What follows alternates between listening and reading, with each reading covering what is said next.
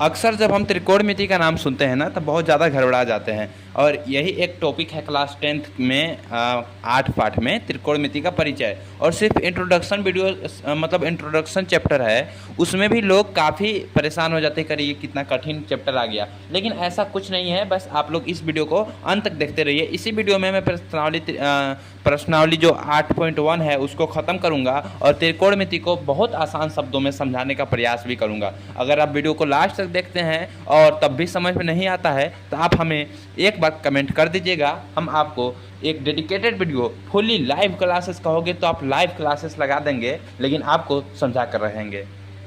तो चलिए चैप्टर को स्टार्ट करते हैं। सबसे पहले देखिए त्रिकोणमिति का परिचय। सबसे पहले हमारा आ रहा है त्रिकोणमिति। अब हम लोग सबसे पहले यही जानेंगे कि त्रिकोणमिति आखिर में होता क्या है। तो हम यहाँ पर लिखते हैं त्रिकोणमिति, जिसे इंग्लिश में हम लोग कहते हैं ट्रिग्नोमेट्री। देखिए अगर हम लोग ट्रिग्नोमेट्री लिखे ना तो यहाँ पर आप देख सकते हैं क्लियरली ट्री, यहाँ पर ट्री लिखा हुआ है। अब ट्री मतलब होता है दोस्तों तीन। ट्री मतलब तीन होता है। एक और बात, सबसे पहले अभी आप लोग ये जानो, जो त्रिकोणमिति का ये जो नाम है ना, ये नाम लिया गया था एक ग्रीक भाषा से। ये शब्द ग्रीक भाषा का है, ठीक है। त्रिकोणमिति ये ग्रीक भाषा का शब्द है। ये दो शब्दों से मिलकर बना हुआ है। दो शब्दों से, कौन कौन? त्रिकोण, ये दो शब्दों से त्रिकोण प्लस मिति, ठीक है। त्रिकोण प्लस मिति यानी कि त्रिकोण यानी कि त्रिभुज, और मिति मतलब मापन। त्रिभुज का मापन ही ट्रिग्नोमेट्री कहलाता है। अब यहाँ पर समझिए ट्रिग्नोमेट्री यहाँ पर लिखा हुआ है। अब ट्री मतलब होता है तीन, और गोनो मतलब होता है मतलब कि मापना। गोनो मतलब होता है भुजा। गोन मतलब गोनो यानी वो हटा दिया जाता है, गोन पढ़ाता है, तो गोन मतलब होता है भुजा। और मेट्री मतलब होता है मापन। तो ये होता है तीन भुजा मापन, यानी कि तीन भुजाओं को मापते हैं, उसी को हम लोग त्रिकोणमिति कहते हैं। और तीन भुजा यानी कि त्रिभुज, जानते ही हैं आप लोग। तो कुल मिलाकर के त्रिकोणमिति यानी कि त्रिभुजों का मापन। त्रिभुजों का मापन ही त्रिकोणमिति कहलाता है। त्रिभुजों का मापन क्या कहलाता है? त्रिकोणमिति कहलाता है। ये जो पूरा वर्ड है इसी को कहते हैं, ठीक है, त्रिभुजों का मापन। अगर आपसे कोई पूछे त्रिकोणमिति क्या होता है तो आप सिंपली बता सकते हैं त्रिकोणमिति यानी कि त्रिकोणमिति गणित की वह शाखा है जिसके अंतर्गत हम भुजाओं को मापते हैं और उनके बीच बने कोणों को मापते हैं, ठीक है। इसी को हम लोग त्रिकोणमिति कहते हैं। अच्छा, इतना तो मालूम हो गया कि त्रिकोणमिति एक ग्रीक भाषा का शब्द है जो कि दो शब्दों से मिलकर बना हुआ है। ग्रीक के दो शब्दों से मिलकर बना हुआ है, त्रिकोण तथा मिति। यानी त्रिकोण मतलब होता है त्रिकोण मतलब होता है त्रिभुज, और मिति मतलब होता है मापना। तो त्रिकोण मिति इससे बना हुआ है, ठीक है। अब उसके बाद हम लोग यहाँ पे जानेंगे, बहुत लोगों को मन में सवाल आता होगा कि आखिर त्रिकोणमिति हम लोग पढ़ तो रहे हैं, लेकिन साला ये यूज कहाँ होता है, हमको तो आज तक पता नहीं है। बहुत सारे लोगों से आप भी जब 8-9 में पढ़ते होंगे तो जो आपके बड़े भैया वगैरह होंगे तो वो बोलते होंगे, आप पूछते होंगे कि हम भैया क्या पढ़ रहे हैं, तो वो बोलते होंगे भैया त्रिकोणमिति पढ़ रहे हैं। तो अच्छा क्या उखाड़ लिया था त्रिकोणमिति पढ़ के, साइन कोसेकेंट पढ़ के क्या उखाड़ लिया? तो चलिए आज हम आपको बताते हैं। अब आपकी बारी है और आप बताना आप क्या उखाड़ पाते हो क्या नहीं, ठीक है। कोई बात नहीं, अक्सर क्योंकि मैं इसलिए बता रहा हूँ क्योंकि अक्सर मेरे से भी ये सवाल किया जाता है। और चलिए अब मैं बताता हूँ त्रिकोणमिति को हम लोग कहाँ यूज करते हैं। यूज ऑफ ट्रिग्नोमेट्री, त्रिकोणमिति का प्रयोग। अब देखिए हम सबसे पहले एक बात बताते हैं, अभी ऐसा नहीं समझ में आएगा। तो देखिए त्रिकोणमिति के प्रयोग के लिए मेरे पास एक बहुत अच्छा उदाहरण है और मुझे उम्मीद है कि आप इस उदाहरण से समझ भी जाएंगे, ठीक है।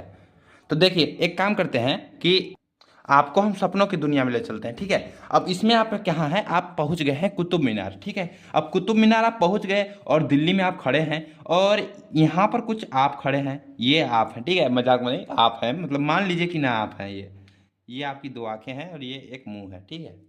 तो ये आप हैं। अब उसके बाद आपको यहाँ पर अपना देश का झंडा लहराते हुए दिखाई दिया, ठीक है। ये हमारा झंडा लहरा रहा है, ये हमारा झंडा, ठीक है। ये हमारा छोटा सा झंडा लहरा रहा है। अब आपको क्यूरियोसिटी हुआ कि साला ये इतना ऊंचा कुतुब मीनार है और हमारा झंडा यहाँ पर है, तो हमारा झंडा आखिर में कितना ऊपर है, कितना ऊंचाई पर है। तो अब आपको तो ज़्यादा तो मालूम नहीं है, आप यहाँ इंची टेप से तो नापने नहीं जाएंगे, ठीक है। अब आप यहाँ पर दिमाग लगाते हैं और आप यहाँ से इसको देखते हैं, और जब आप देखते हैं तो यहाँ पर कुछ न कुछ कोण बनता है, ठीक है। आप अपनी अपनी आंखों से यहाँ से देख रहे हैं, ठीक है, ये आप देख रहे हैं, तो ये देख रहे हैं, तो ये कुछ इस तरीके की रेखा बन रही है। और उसके बाद आप यहाँ से फिर देख रहे हैं, और अब यहाँ से आपको यहाँ पर देख रहे हैं तो यहाँ पर कुछ ना कुछ कोण बन रहा है, और इसी कोण को अब अगर हम यहाँ से मिला दें, ये रेखा को अगर हम मिलाएं तो ये देखो एक त्रिभुज का आकार का बन रहा है। तो ठीक है, तो इसी त्रिभुज के आकार को हम लोग माप सकते हैं, ठीक है, बिना इंची टेप लगाए हम लोग इसकी ऊंचाई को और इसके कण को निकाल सकते हैं। तो यही तरीका होता है, इसीलिए हम लोग त्रिकोणमिति पढ़ते हैं। अक्सर प्राचीन काल में जब लोग होते थे ना, तो इसका यूज जो त्रिकोणमिति है उसका यूज पता है कहाँ करते थे? ग्रहों को और तारों को पृथ्वी से कितना दूर है इसकी स्थिति का पता लगाने के लिए ये सब यूज किया करते थे त्रिकोणमिति का। तो पहले के लोग, अब यहाँ पर मैं लिख देता हूँ कि पहले के लोग, ये लीजिए, प्राचीन काल में वैज्ञानिक त्रिकोणमिति का प्रयोग पृथ्वी से तारों तथा ग्रहों की दूरी ज्ञात करने के लिए किया करते थे। तो ये चीज़ें आप लोगों को मालूम होना चाहिए। अब हम लोग तो यहाँ तक पहुँच गए, त्रिकोणमिति का प्रयोग भी देख लिया कि आखिर हम जब कोई चीज़ बहुत दूर है, तारा है, पहाड़ है, कुछ भी है, तो हम उसकी ऊंचाई को बिना इंची टेप लगाए, बिना नापे हम लोग ज्ञात कर सकते हैं त्रिकोणमिति के द्वारा। अब इसके बाद हमारा एक टॉपिक आता है त्रिकोणमिति अनुपात। अब देखो त्रिकोणमिति अनुपात क्या होता है। सबसे पहले उसके लिए हमें समझना पड़ेगा कि आखिर हम लोग त्रिकोणमिति का प्रयोग कहाँ करते हैं। तो देखो त्रिकोणमिति का प्रयोग वहीं पर किया जाता है जो कि एक समकोण त्रिभुज का निर्माण कर रही होगी, ठीक है। अगर समकोण त्रिभुज बन रहा है तो वहां पर आप त्रिकोणमिति लगा सकते हैं। अब पहले तो बहुत सारे लोगों को समकोण त्रिभुज नहीं मालूम होगा, तो चलो मैं सिखाता हूँ। देखो ये एक त्रिभुज है, आप लोग जानते हो इसकी 3 भुजा है। अब यहाँ पर देखो ये जो एक सीधा डंडा वाला लाइन होता है ना, सीधा डंडा वाला लाइन, अगर मेरे पास प्रकार होगा, मेरे पास कंपास शायद अभी नहीं है, कंपास और प्रकार भी नहीं है ना, ओके कोई बात नहीं। अब देखो ये जो सीधा डंडा वाला लाइन रहता है, इसको बोलते हैं 90 डिग्री परपेंडिकुलर रेखा, ठीक है। तो यहाँ से जो ये आपको दिखाई देगा कुछ इस तरीके के 90 डिग्री है। तो ये देखो अगर बुक में आप देखोगे ना, तो जो रेखा, जो कोण 90 डिग्री का होता है उसको सिंपली इस तरीके से 4 डब्बा जैसा बना के यहाँ पर प्रदर्शित किया जाता है। तो ये होता है 90 डिग्री का। तो ठीक है, इसको बोलते हैं समकोण, यानी कि एक भुजा 90 डिग्री होनी चाहिए, उसको हम लोग समकोण बोला जाता है। अब देखो हम इसका कुछ भी नाम ले देते हैं, A B C, ठीक है। अब हम लोग यहाँ पर जानते हैं कि इसको ये जो नीचे का तल होता है, जो बेस होता है, उसको आधार बोलते हैं, आधार। और जो ऊपर होता है लंबा लंबी के, उसको बोलते हैं लंब। और जो ये इस तरीके से होता है इसको बोलते हैं कड़।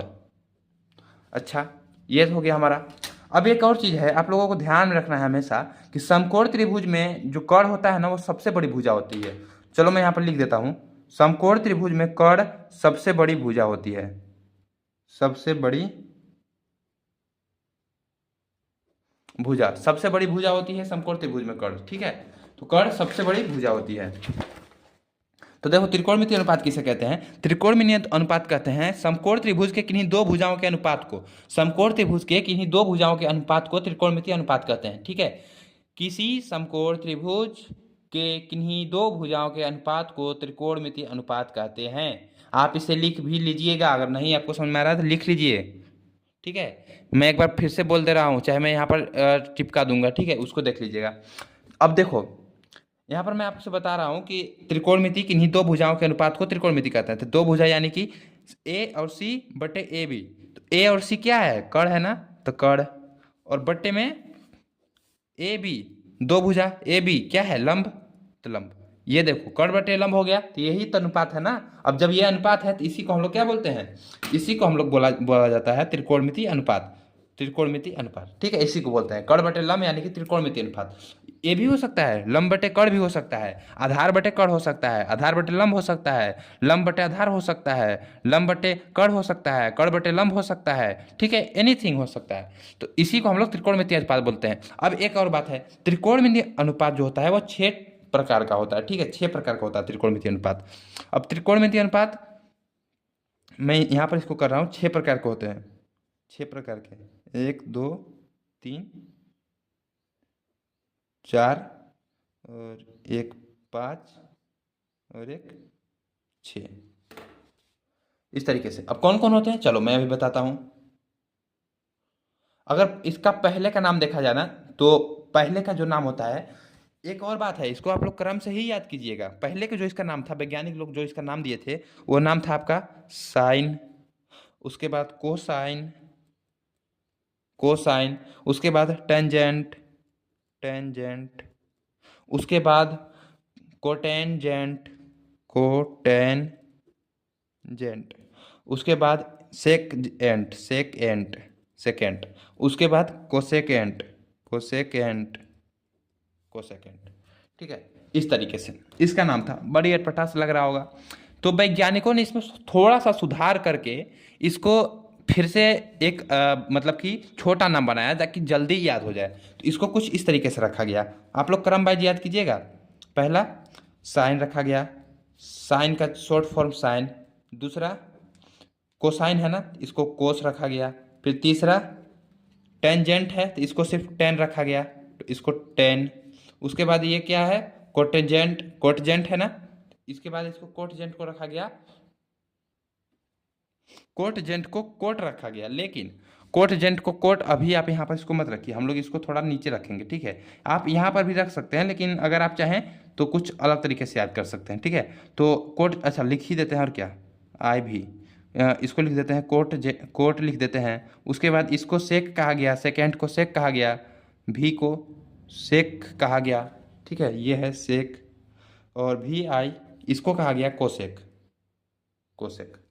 ठीक है, आप लोग अगर चाहें ना तो इसको इस क्रम में याद कर सकते हैं, sine cos tan, sine cos tan, cosec sec cot, cosec sec coat.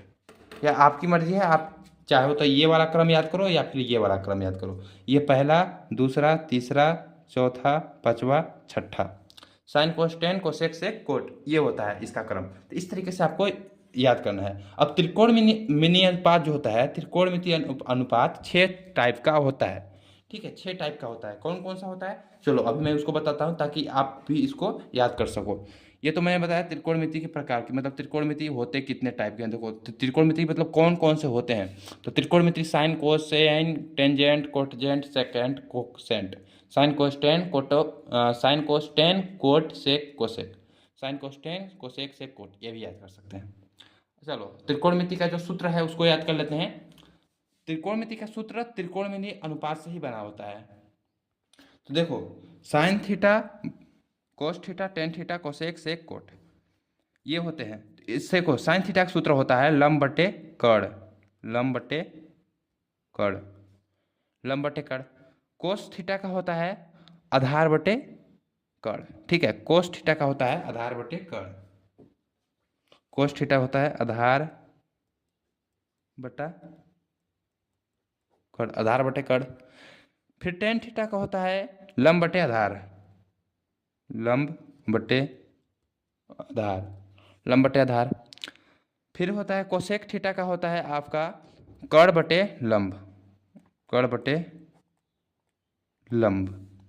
और सेक थीटा का होता है कड़ बटे आधार। ठीक है, सेक थीटा का आपका होता है कड़ बटे आधार, कड़ बटे आधार। और कोट थीटा का होता है आधार बटे, आधार बटे लंब, ये चीज होता है। अब ये तो आप लोग याद करना थोड़ा सा मुश्किल लग रहा होगा, लेकिन कोई बात नहीं। अभी मैं एक ऐसा ट्रिक बताने वाला हूँ जिसकी वजह से आप बहुत जल्द याद कर लेंगे। कैसे, चलिए जानते हैं। आप लोग को क्या करना है, एक ट्रिक याद करना है, लाल बटे कक्का। ठीक है, लाल बटे कक्का, लाल बटे कक्का। अब इससे क्या होगा, देखो सबसे पहले ऊपर लिखना है sine cos tan, sine cos tan, cosec sec cot, cosec sec cot. अच्छा एक और बात मैं आपको दिखाऊं, अगर आप ध्यान से देखो तो साइन थीटा बराबर लंब बटे कड़ है और कोसेक थीटा बराबर कड़ बटे लंब है। यानी कि अगर आपका हो तो साइन थीटा कोसेक का उल्टा होता है। एक चीज याद रखना है आपको, साइन थीटा कोसेक का उल्टा होता है, कोस थीटा सेक का उल्टा होता है, टेन थीटा कोट थीटा का उल्टा होता है, या फिर कोट थीटा टेन थीटा का उल्टा होता है। समझ में आया बात। अगर कहीं पर कोस थीटा का वैल्यू दिया गया है और साइन थीटा का पूछा है तो सिंपली आप उसको उल्टा कर दीजिए। जैसे कि अगर मानिए कोस थीटा बराबर 9/6 है, अब हमको पता करना है साइन थीटा का, तो हम इसको उल्टा कर देंगे, तो 6/, 9 हो जाएगा। समझ में आया? इस तरीके से। अब मैं जो ट्रिक बता रहा था इसको याद करने के लिए, देखो ऊपर से आप लोग लिख लेना है sign theta cos theta tan theta. अब साइन थीटा में क्या है, यल है ना, तो यल और के को उठाइए इस तरीके से, यल और के। तो साइन थीटा में यल और के है तो बट्टे यल बट्टे के। यल से होता है लंब और के से होता है कड़। और कोस थीटा है ना, ये कोस थीटा, तो कोस थीटा में ए बट्टे के को उठाइए, ए बट्टे के। तो ए से होता है आधार बटे के से होता है कड़। अब टेन में क्या आ रहा है, यल आ रहा है ना, और बटे में ए आ रहा है, तो टेन थीटा बराबर उठाइए आप लोग यल बटे ए। यल से होता है लंब और ए से होता है आधार। ये चीज़ समझ में आया? ठीक है। अब जब हमको sign theta cos theta tan theta का वैल्यू पता हो गया है, तो हम लोग जानते हैं साइन थीटा का उल्टा क्या होता है। साइन थीटा का उल्टा मैंने अभी बताया, साइन थीटा का उल्टा कोसेक थीटा होता है। तो यहाँ पर लिखना है कोसेक थीटा और जस्ट इसको उल्टा कर देना है। जैसे कि कोसेक यहाँ पर देख रहे हो ना, कोसेक ये लेना है, यही चीज़ लेना है, लेकिन पहले के लिखाएगा उसके बाद यल, यानी कि जस्ट उल्टा। पहले साइन का यल बटे के लिखे तो कोसेक का के बटे यल लिखेंगे, ठीक है। तो के बटे यल, के से कड़ और यल से लंब। और उसी प्रकार से सेक है तो सेक का के बटे ए, सेक थीटा बराबर के बटे ए, तो के बटे ए कड़ बटे आधार। और फिर कोट है तो कोट में ए बटे यल, तो ए बटे यल तो आधार बटे लंब। तो इस तरीके से आप लोग सिंपली यहाँ पर कर सकते हैं, इसको याद स्क्रीनशॉट ले सकते हैं। एंड चलिए अब हमको प्रश्नावली पर जाते हैं और एक चीज़ और बताना है आपको। जैसे अगर आपको कोई एक त्रिभुज दिया जाए और आपको इसमें से पता नहीं है कि कौन सा भुजा लंब है, कौन सा आधार है, कौन सा कड़ है, तो कैसे याद करोगे? देखो सबसे पहले तो जो सीधी रेखा रहती है वो तो 90 डिग्री की रहती है, ठीक है। तो ये तो 90 डिग्री का कोण है, 90 डिग्री का कोण। अब देखो हमने बताया है कि जो सबसे बड़ी भुजा होता है वो क्या होता है, कड़ होता है। तो सबसे बड़ी भुजा यहाँ पर जो रहेगा वो क्या होगा, कड़ होगा, ठीक है। अभी इस टॉपिक पर आते हैं। अब देखो एक चीज़ मैं बताता हूँ, 90 डिग्री जो रहेगा उसके जस्ट सामने वाला जो भुजा रहेगा वो क्या कहलाएगा, कड़ कहलाएगा, ठीक है। 90 डिग्री के जस्ट सामने वाला कड़ कहलाता है। और मान लो हमको पूछा गया है कोण सी के सापेक्ष, यानी कि हमको सी के सापेक्ष बताना है कि कौन सा लंब है, कौन सा कड़ है, कौन सा आधार है। तो हम लोगों को ना यहाँ पर कोण सी के लिए पूछा है, कोण सी के लिए। तब सी के लिए और ए के लिए अलग होता है, ठीक है, इसीलिए हम बोल रहे हैं कोण सी के लिए। अब देखो जो कोण पूछा रहेगा, ठीक है, जो कोण पूछा रहेगा, जैसे कोण सी के लिए पूछा है तो इसके जस्ट सामने वाला कोण सी के लिए पूछा है ना, तो कोण सी के सामने वाला भुजा लंब कहलाता है, लंब, ठीक है। अगर हमारे कोण सी के लिए आधार लंब कड़ बताइए तो क्या बोलेंगे आप? देखो 90 डिग्री का सामने वाला भुजा कड़ होता है, तो कड़ बराबर क्या हो गया, ए सी। और जो कोण पूछा है, कोण सी के लिए पूछा है ना, तो सी के सामने वाला भुजा लंब होता है, तो सी के सामने वाला भुजा लंब, तो लंब बराबर क्या हो गया, ए बी। और एक हमारा जो बच गया वो होता है आधार, तो ये होता है आधार बराबर बी सी, ठीक है। तो ये चीज़ हमको पता चलता है, 90 डिग्री के सामने वाला भुजा कड़ और कोण सी के सामने की भुजा लंब होता है। इस तरीके से आपको याद रखना है कि हम लोग कैसे निकाल सकते हैं। चलिए अब हम चाहें तो प्रश्नावली पर जा सकते हैं, लेकिन उससे पहले मेरे एक और टॉपिक है जिसे आपको आना चाहिए, ठीक है। ओके, जो मैं बताता हूँ तुरंत। अगर हमको कोई त्रिभुज दिया गया है, मैं क्या पढ़ाने वाला हूँ अभी, पाइथागोरस प्रमेय। बहुत लोगों को आता होगा लेकिन बहुत लोगों को नहीं आता होगा, इसीलिए मैं बता रहा हूँ। अगर देखो हमको दो भुजा दिया हुआ है और अगर तीसरा भुजा नहीं याद है, ठीक है, जैसे कि अगर 3 दे रखा है, बी सी बराबर 3 और बी ए बराबर 4, और हमको पूछा है कि कड़ बताओ भैया क्या है, बताइए कड़ क्या है। तो आप कैसे याद करेंगे, कड़ क्या है बताइए, कितना है, कैसे नहीं मालूम होगा ना। चलिए इसको ही बता रहे हैं। तो अगर हमको कोई दो भुजा याद है तो हमारा पाइथागोरस प्रमेय लगता है, पाइथागोरस प्रमेय। पाइथागोरस ने दिया था इसको, इसीलिए इसको पाइथागोरस प्रमेय कहते हैं, पाइथागोरस प्रमेय। और पाइथागोरस प्रमेय क्या होता है, अगर किसी समकोण त्रिभुज की दो भुजा ज्ञात है तो हम तीसरी भुजा ज्ञात कर सकते हैं। उसके लिए सूत्र होता है कड़ बराबर आधार का स्क्वायर प्लस लंब का स्क्वायर। ठीक है, कर्ण स्क्वायर बराबर आधार का स्क्वायर प्लस लंब का स्क्वायर।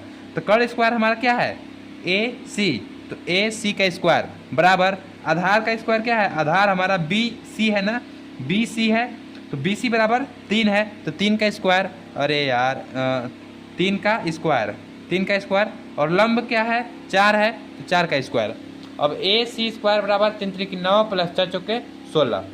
अब यहाँ पर ए सी स्क्वायर बराबर 16 9 25, और ए सी बराबर ये स्क्वायर जब हटेगा तो यहाँ पर क्या हो जाएगा, अंडर रूट में चला जाएगा, तो ये हो जाएगा अंडर रूट 25। और अब हम जानते हैं ए सी बराबर अंडर रूट 25 का मान 5 होता है, तो ए सी बराबर हमारा 5 आ गया, ए सी बराबर 5 आ गया, तो कर्ण बराबर हमारा क्या आया, 5 आया। तो ये हमारा इस तरीके से पाइथागोरस प्रमेय होता है। तो आई होप आपको ये इंट्रोडक्शन वीडियो अच्छे से समझ में आया होगा। अगर वीडियो समझ में आया है तो वीडियो को लाइक करिए, सब्सक्राइब करें चैनल को। एंड अभी मैं इसका जस्ट ही कल आपको इसका अगला पार्ट मिल जाएगा प्रश्नावली 1.1 का। और चलो ठीक है, और बढ़िया आप लोग अपना हाल खबर लिख देना।